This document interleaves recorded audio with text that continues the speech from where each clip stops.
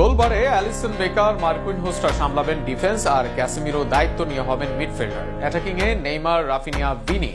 সুযোগের অপেক্ষায় বেঞ্চে থাকবেন রদ্রিগো, মার্টিনেল্লি, অ্যান্টনি। আগামী ম্যাচে বদলে যেতে পারে ব্রাজিলের দৃশ্য। আবারও নতুন করে দেখা যেতে পারে ব্রাজিলের পুরনো দল। আরো শুনুন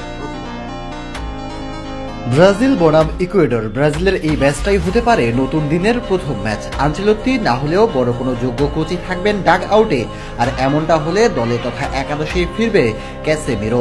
তাছাড়া ততদিনে ইনজুরি মুক্ত অবস্থা পাওয়া যাবে চোটে পড়া নেইমারকে।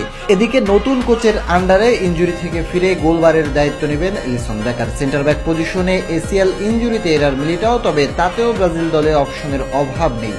সেখানে ক্লাব ও জাতীয় দলে নিয়মিত পারফর্ম করা আর্সেনালের গ্যাব্রিয়েল ম্যাগালেসের থাকা নিশ্চিত অনেকটা, আর তার সাথে আছেন পিএসজির মার্কুইনহোস এবং নটিংহ্যামের হয়ে দুর্দান্ত ফর্মে থাকা মুরিলো।